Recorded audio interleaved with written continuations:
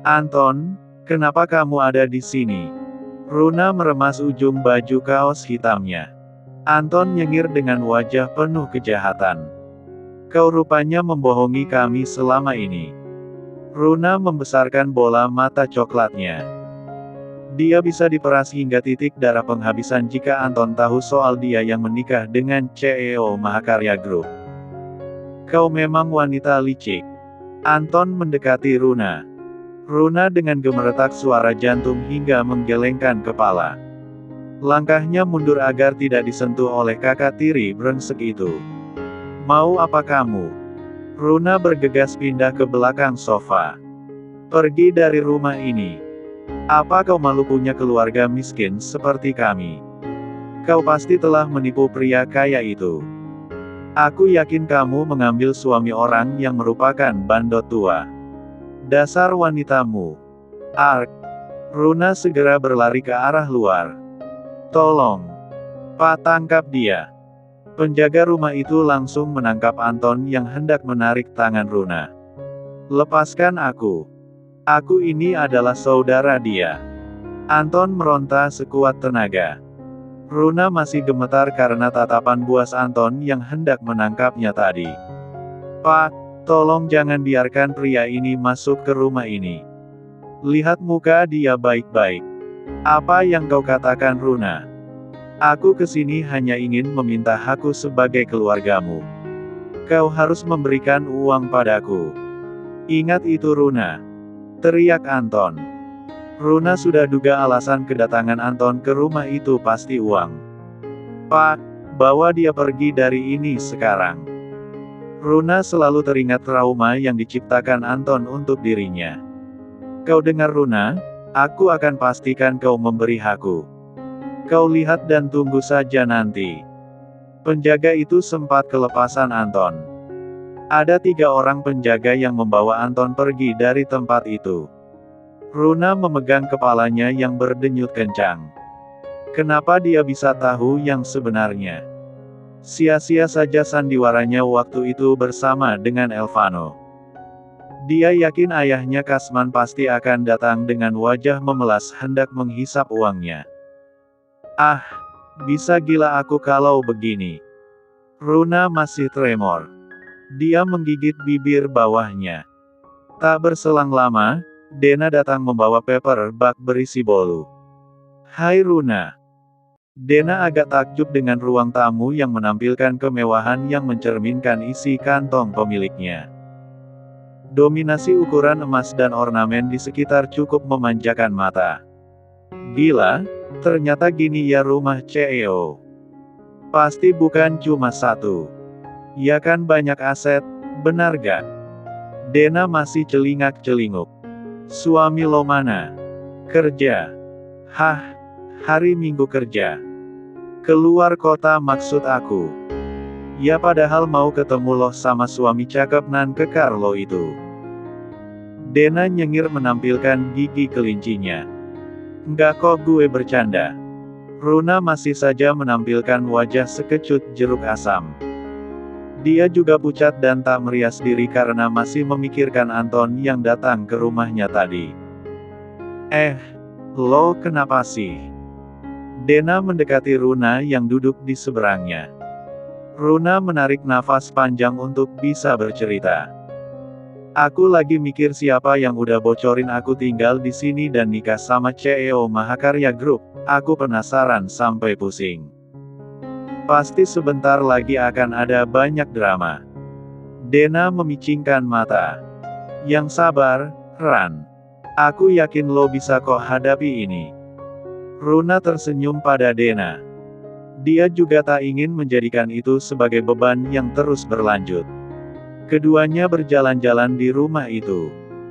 Runa mendengar derap kaki Elvano yang mulai memasuki kamar. Dia pura-pura tidur menghadap samping. Selama 2 hari Elvano berada di luar kota, ia cukup merenungi banyak hal. Sebab, keluarganya yang matre itu ia tak ingin memberatkan Elvano dan terlalu dekat dengannya. Sayang. Elvano tahu dia sudah pulang begitu larut malam. Hanya saja saat ini Elvano lebih tenang kala pulang ke rumah. Ada bidadari bermata coklat yang selalu bisa menghadirkan senyum. Elvano pergi ke kamar mandi untuk membersihkan diri. Runa bangun dan menoleh ke samping. Hanya butuh 10 menit Elvano sudah menyebarkan aroma sabun yang masih menempel di tubuhnya. Dia berbaring di samping Runa. "Aku merindukanmu, sayang." Elvano menempelkan bibirnya di pucuk kepala Runa. Elvano melingkarkan tangannya ke perut Runa. Dia suka mencium aroma powder dari tubuh wanita itu bisa memberikan aroma terapi baginya di kala lelah. Usai Elvano menyatakan cinta pada Runa, setiap malam dia akan memeluk gadis itu tanpa sepengetahuan Runa. 2 hari ia pergi serasa bertahun-tahun tak ketemu. "Aku akan menunggumu untuk mencintaiku." Lirih Elvano yang merasakan kehangatan di kala erat memeluk Runa. Runa yang membelakangi Elvano meneteskan butiran kristal di pipi. Dia tak yakin bisa seperti itu terus dengan Elvano. Mengingat keluarganya yang pasti akan menuntut dan bisa memberikan ancaman untuk hidup Elvano. "Maaf, aku baru menyadari kalau kamu adalah wanita yang aku cari selama ini. Aku tidak mau kehilangan orang yang aku sayang sekali lagi." Elvano menutup kelopak matanya. Hanya dengan memeluk Runa, insomnia Elvano mulai terobati. Selama ini Elvano memang mengkonsumsi obat tidur, tapi kini ada sakit Runa di sampingnya yang menjadi penawar di hidup yang kadang menghasilkan rasa sakit. Elvano yang berada di kantor kini mengubah ruangan itu menjadi lebih hidup.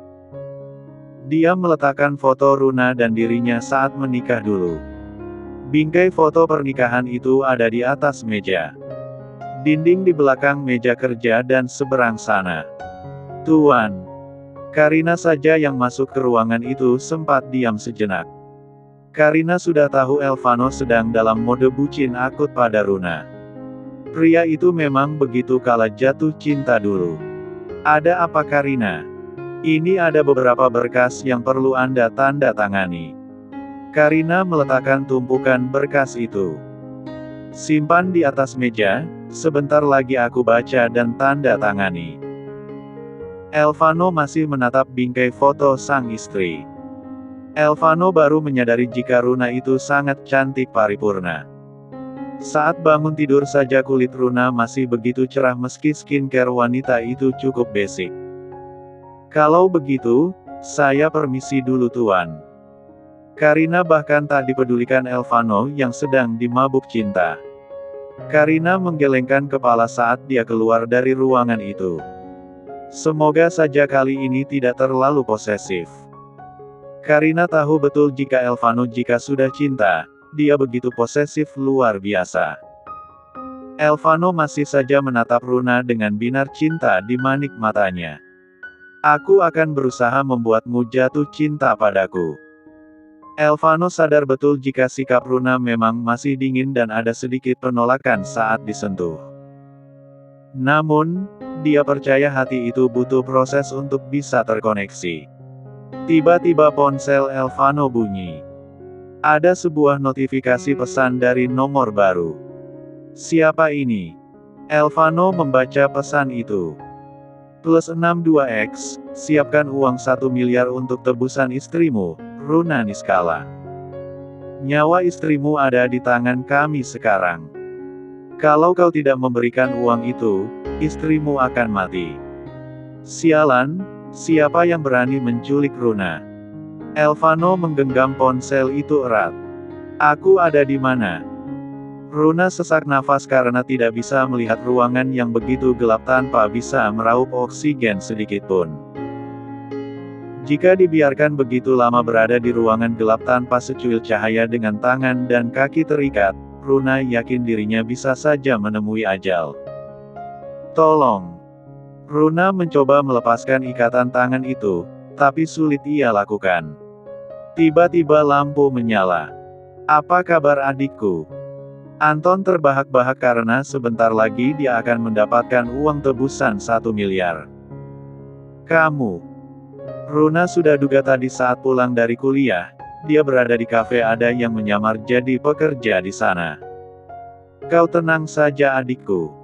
Aku hanya menyanderamu sebentar saja. Sejak awal aku sudah katakan, kau harus memberiku uang, tapi kau begitu pelit denganku. Runa menatap jijik pada Anton. Kamu memang jahat Anton. Aku heran kenapa bapak bisa hidup dengan kalian. Ayahmu terlalu bodoh sama sepertimu. Dan kau adalah tambang emas yang tidak mungkin aku sia-siakan. Hahaha. Anton terkikik sambil memegang perutnya. Runa memperhatikan ruangan yang di sekitarnya banyak kayu balok, berdebu, sarang laba-laba. Dia bergidik. Aku sudah tidak sabar bersenang-senang dengan uang 1 miliar itu. Dan kau, aku tidak akan melepaskanmu begitu saja. Anton rasa dia akan tetap terus mengeruk uang Elvano untuk menjalani hidup bebas finansial. Apa maksudmu? Runa semakin pucat. Runa sangat mengerti bagaimana watak kakak tirinya itu. Licik, kejam, dan pandai memanipulasi keadaan.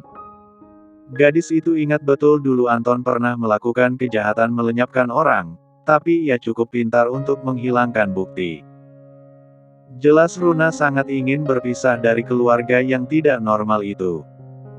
Namun, siapa sangka jika Anton semakin menggila dan menghalalkan segala cara untuk mendapatkan keinginannya. Aku masih menginginkanmu, cantik. Anton mendekati Runa. Aku akan mengeruk harta suamimu sampai habis dan kau akan tetap bersamaku melayaniku. Hahaha. Aku sudah tidak sabar untuk hidup senang tanpa perlu bekerja. Runa merinding mendengar tawa Anton yang begitu besar. Dia semakin pucat kalau terjadi sesuatu pada Elvano, ia pasti akan menyalahkan dirinya. Tolong jangan sakiti Elvano, cukup kamu sakiti aku saja. Runa semakin mencium aroma kebengisan dari mimik wajah Anton. Suara tapak kaki masuk ke ruangan kumuh itu. Bro, kami sudah siap dengan rencanamu tadi.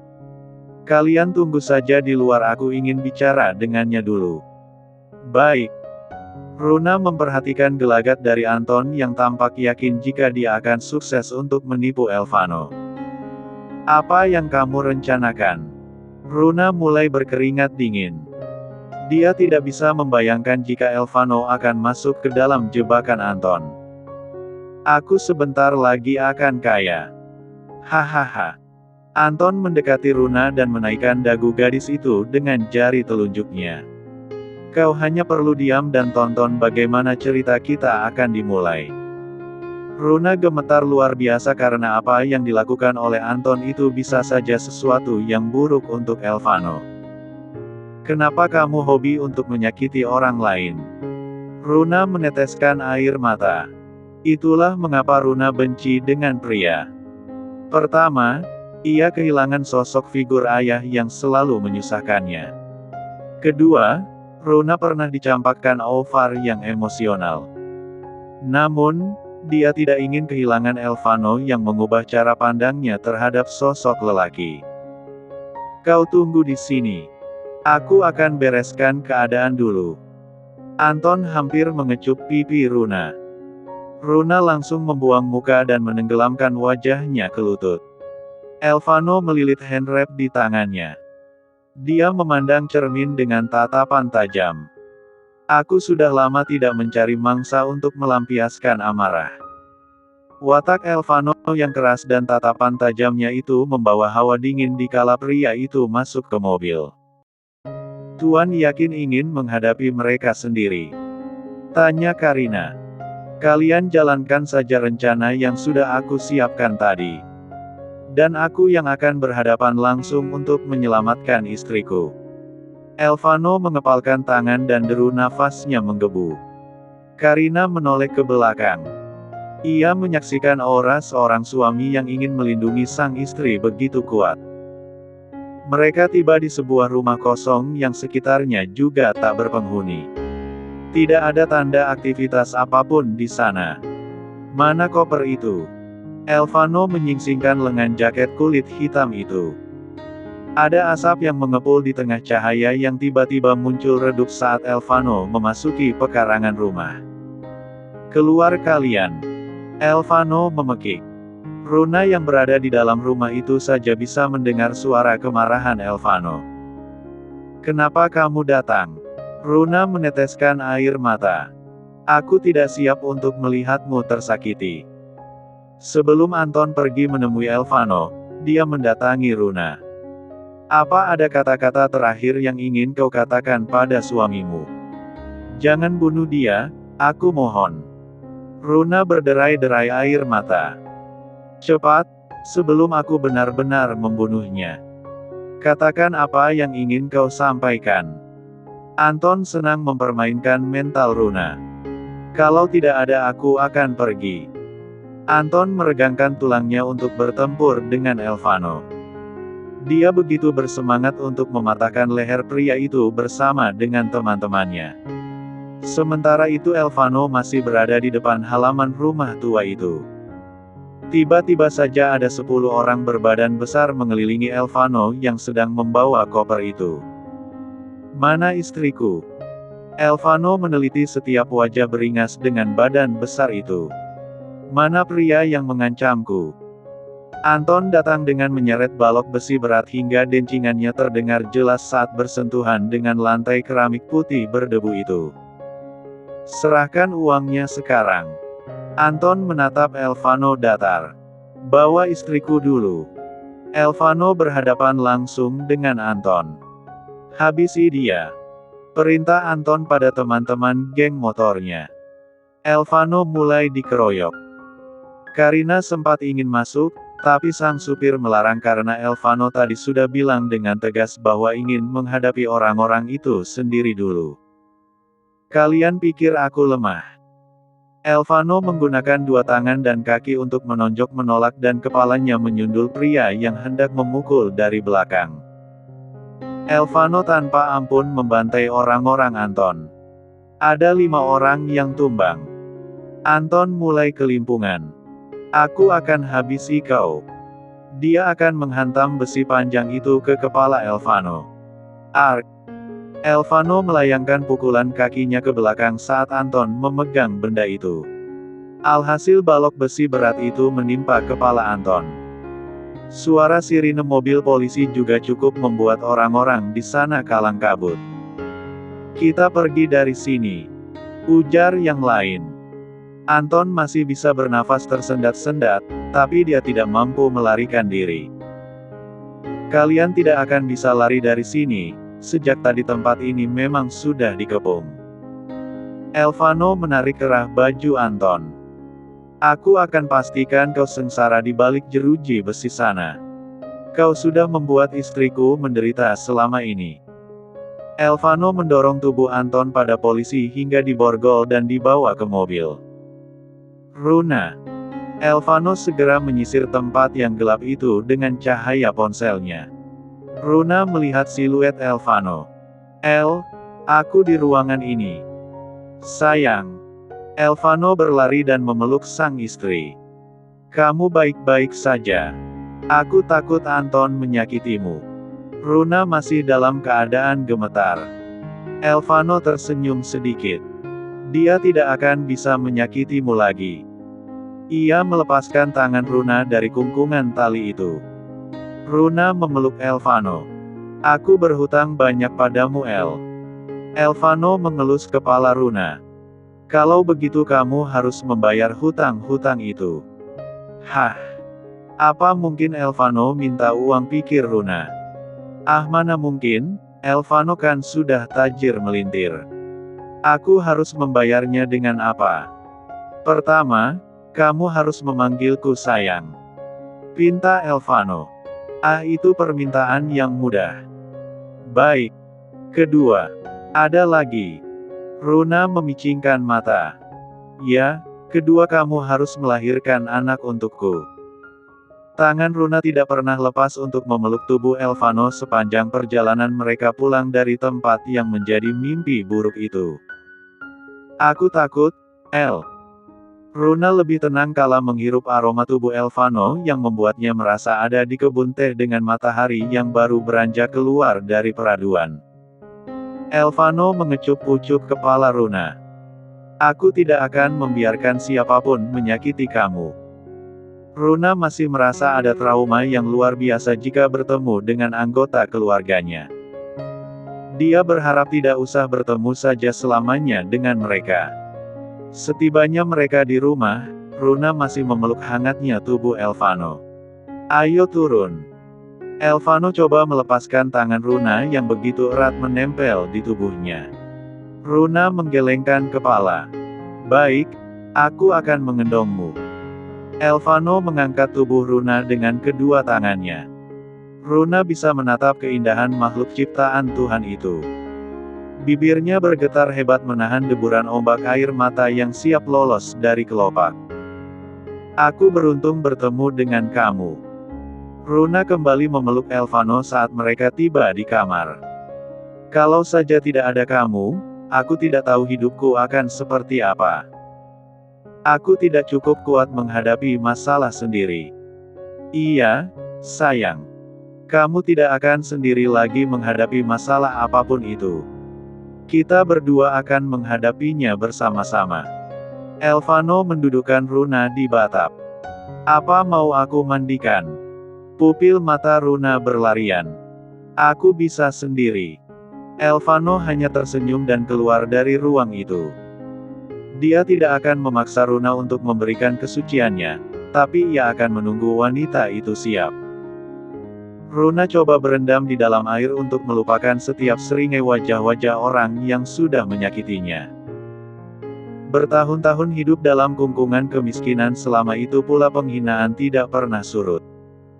Aku harus melupakan semua itu. Runa tidak ingin terlalu larut dalam rasa trauma yang luar biasa. Dia keluar dari kamar mandi dengan menggunakan bathrobe. Giliran Elvano yang mandi dan membersihkan dirinya. Dia merasa ada suatu kebanggaan karena berhasil datang tepat waktu untuk membantu Runa.